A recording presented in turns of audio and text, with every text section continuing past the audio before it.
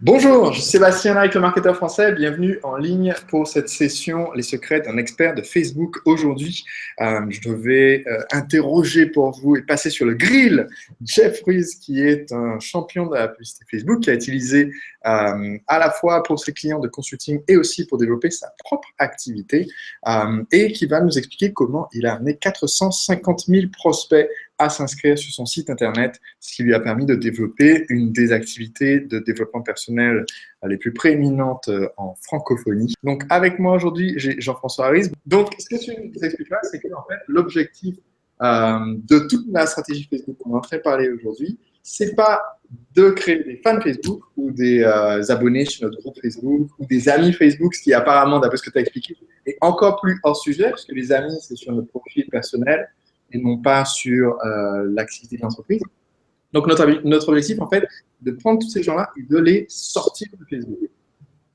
Exactement. C'est-à-dire que vos fans ne vous appartiennent pas vraiment. Donc, pour ceux qui font la course aux fans, ça ne sert pas à grand-chose parce qu'il suffit que du jour au lendemain, Facebook dise « Ah non, votre page, finalement, elle ne me plaît pas.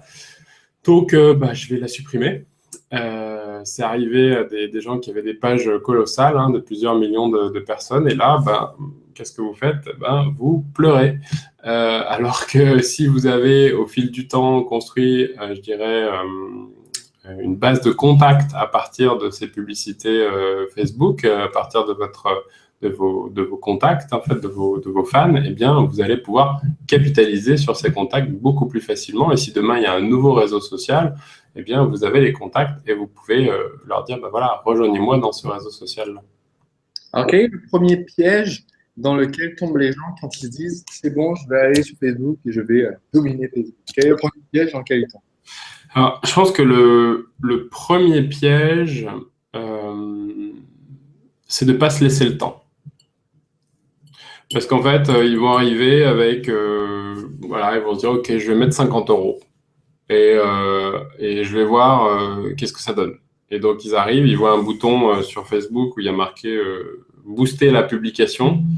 Et donc, ils ont une publication qui va pointer vers leur site web, par exemple, sur lequel c'est une plaquette commerciale, quoi. Et donc, ils vont faire, je mets 50 € vers une plaquette commerciale et je regarde ce que ça donne.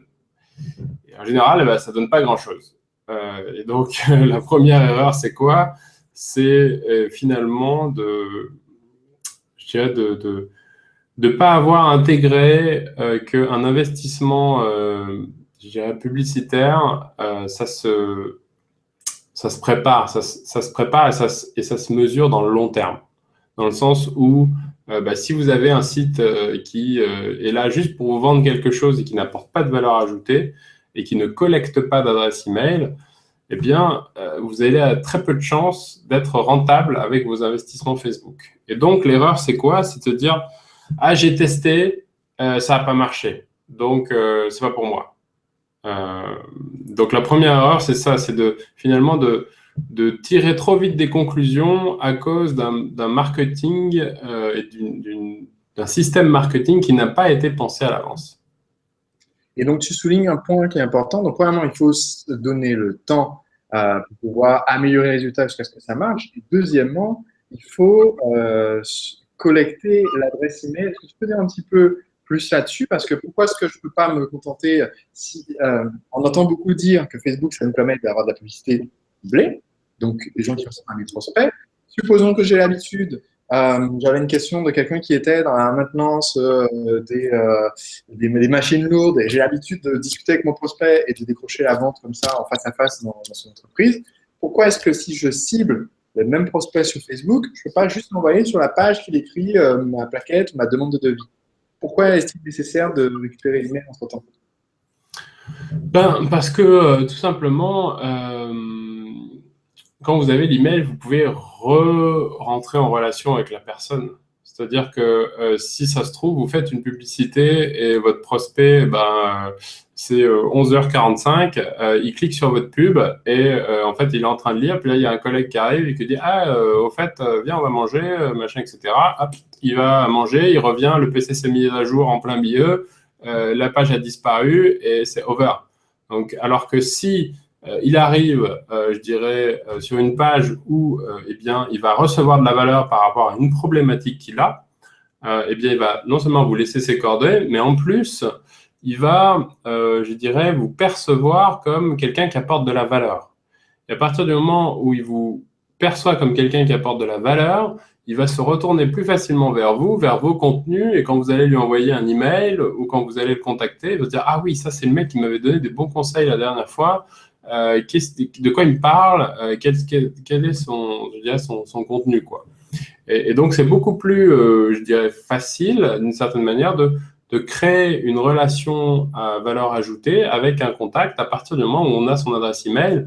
On dit voilà, qu'il faut 7 contacts avec une personne pour créer, je dirais, une relation de confiance qui est nécessaire à l'acte d'achat. Donc, c'est comme ça qu'on évite le marketing. Ce que j'appelle le marketing mégaphone, c'est penser que dès le premier contact, les gens, d'un coup, hop, vont décider de sauter sur leur carte bancaire ou leur chéquier pour pouvoir s'inscrire. Mais du coup, on va dire, essayons de prendre une vision d'ensemble. Je suis entrepreneur, j'ai créé ma machine à vendre, mon toboggan, je sais ce que je veux vendre, j'ai mon offre, je sais que je dois avoir ma séquence et récupérer les emails. Maintenant, quand je veux approcher la bête Facebook, quelles sont les étapes essentielles par lesquelles je dois passer? Qu'est-ce qui a marché pour toi? Quelles sont les étapes essentielles par lesquelles je dois marcher entre le jour 1 où je n'ai pas encore touché Facebook et le jour X où j'ai une campagne qui vend mon produit 24 heures sur 24? Ok. Alors, je vais donner une réponse assez rapide et on va parler des fondamentaux. Okay. Parce qu'on peut aller très très loin, hein, on peut y passer un séminaire d'une semaine sur Facebook, mais moi j'aime bien les fondamentaux parce que c'est ça qui permet de partir sur les bonnes bases. Et la première chose à faire, en fait, c'est de mettre en place le tracking des conversions. Et ça, c'est la même chose partout. Dès que vous faites des investissements publicitaires dans le digital, vous avez la possibilité de savoir finalement combien vous coûte un prospect, combien vous coûte une vente. Et on fait ça en mettant en place le fameux pixel, le pixel de Facebook.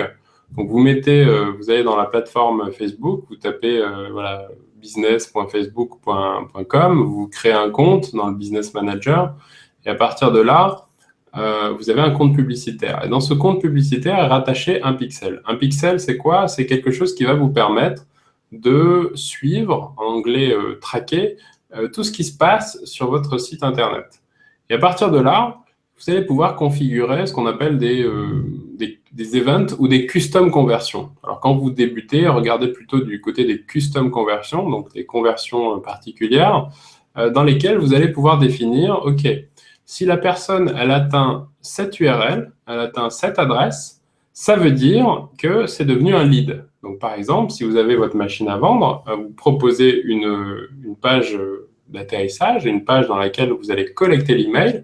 La page juste après, c'est la page de confirmation d'inscription. C'est la page où vous allez peut-être faire une première offre, où vous allez simplement leur dire « Ok, vous êtes bien enregistré, bienvenue parmi nous ». Eh bien ça, c'est la première conversion que vous devez traquer, c'est-à-dire,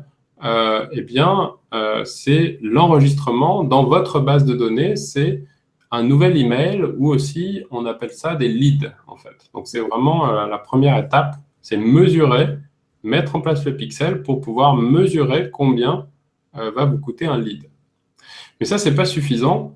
La deuxième étape, c'est de mesurer la vente. C'est-à-dire qu'ensuite, vous avez votre tunnel, vous avez un certain nombre d'emails, et puis au bout d'un certain temps, vous allez faire une offre. Vous allez faire une offre, et sur cette offre, pareil, il va y avoir une page de confirmation d'achat. Et donc, cette page de confirmation d'achat, c'est une vente effective. Et donc, vous pouvez donc spécifier une custom conversion qui est cette fois-ci une vente dans laquelle on va dire, voilà, si la personne atteint cette adresse particulière, ça veut dire que j'ai fait une vente. Et vous pouvez même dire combien vous rapporte cette vente. Et à partir de là, une fois que vous avez ces deux étapes, eh bien, vous connaissez les deux choses essentielles dans votre business, c'est à savoir combien vous coûte un lead et combien vous rapporte un lead.